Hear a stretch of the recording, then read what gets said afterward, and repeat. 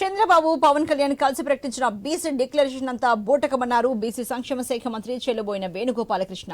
బీసీలకు ఎప్పుడు న్యాయం చేయని చంద్రబాబు ఇప్పుడు మరోసారి మోసం చేసేందుకు వేస్తోన్న ఎత్తుగడని మంత్రి అన్నారు. వైసీపీ పాలనలో బీసీలు సుభిక్షంగా ఉన్నారంటున్న బీసీ సంక్షేమ శాఖ మంత్రి చెల్లుబోయిన వేణుగోపాలకృష్ణతో మా ప్రతినిధి గణేష్ ఫేస్ టు ఫేస్.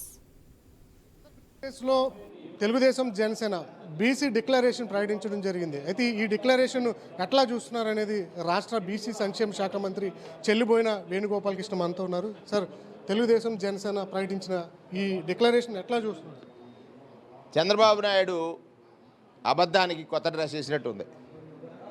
అబద్ధం చంద్రబాబు నాయుడు నిన్న ప్రకటించిన బీసీ డిక్లరేషన్ కొత్త డ్రెస్ వేసుకుని వచ్చినట్టు, లోపలంతా అబద్ధం ఉన్నట్టు ఆయన ప్రకటించినటువంటి కులగణన కానీ లేదా ఆయన ప్రకటించేటువంటి అట్రాసిటీస్ అంటాడు. అరే నాయన, ఈ దేశంలో స్వాతంత్రం వచ్చి 76 ఏళ్ళు అందరూ కూడా సమానంగా బ్రతుకుతున్నారు, విద్యావంతులయ్యారు. ఈ సందర్భంలో నువ్వు ఇంకా బీసీ అట్రాసిటీస్ జరగాలని జరిపించాలని కుటిల ప్రయత్నాలు చేస్తూ ఉన్నావు. ఇవన్నిటికీ కారణం నువ్వు. అట్రాసిటీస్ అనేటువంటి ఒక చట్టం వేస్తే మొట్టమొదటిగా నీవే ముద్దాయి కావాలి. ఎందుచేతనంటే ఈ బీసీలను ఎదగకుండా చూసినటువంటి మొదటి ముద్దాయి నువ్వే అని ఆ రోజు బీసీలు జడ్జిలుగా పనికిరారన్నావు. బీసీలను ఎస్సీలో చేరుస్తానని, మత్స్యకారులు వస్తే తోలు తీస్తానన్నావు. నాయి బ్రాహ్మణులు వస్తే తోకలు కత్తిరిస్తానన్నావు.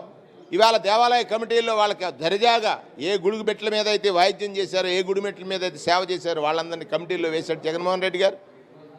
బీసీలు చైతన్యం చెంది బీసీ రాజ్యంగా, బీసీలకు రాజ్యం జగనన్నకే సాధ్యం అనే విధంగా బీసీలందరూ జగనన్నకు పోలరైజ్ అయితే మళ్ళీ అబద్ధానికో డ్రెస్ వేసుకుని నిన్న డిక్లరేషన్ అంటున్నాడు. దానికి సాక్ష్యంగా పవన్ కళ్యాణ్ పెట్టుకున్నాడు.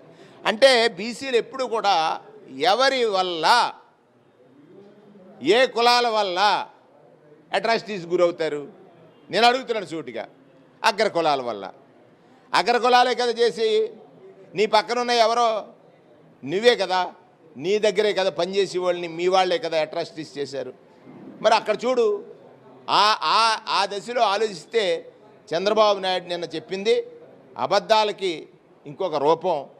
అబద్ధం తప్ప నిజం మాట్లాడిన చంద్రబాబు మాటల్ని నమ్మే స్థితిలో బీసీలు ఎవరు లేరు. జగన్ పాలనలో బీసీల హత్యలు ఎక్కువయ్యాయి, దాడులు జరిగాయి, అందువల్లే రక్షణ చట్టం తీసుకొస్తామని చంద్రబాబు పవన్ చెప్తున్నారు. అంటే ఇది ఎలా కనిపించిందంటే, నాకు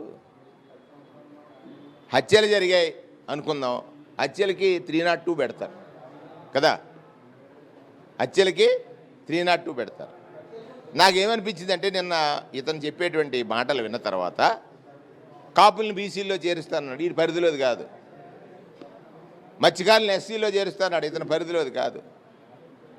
అలాగే ఎవరు కనబడితే వాళ్ళు ఓట్లు వేస్తారంటే రజకుల్ని బీసీలో చేరుస్తాన్నాడు, ఇతని పరిధిలోది కాదు. ఇతని పరిధిలోని కాని 10 అంశాల మీద ప్రస్తావన చేసి ఓట్లు వేయించుకోవాలనే ప్రయత్నం ఏదైతే చేస్తున్నాడో అది విని మోసపోవడానికి బీసీలు సిద్ధంగా లేరని నేను స్పష్టంగా చెప్పగలను. తెలుగుదేశం అంటే బీసీలు ఉన్నారనేది మరొక కామెంట్ చేస్తున్నారు. బీసీలు కొట్టిన దెబ్బకి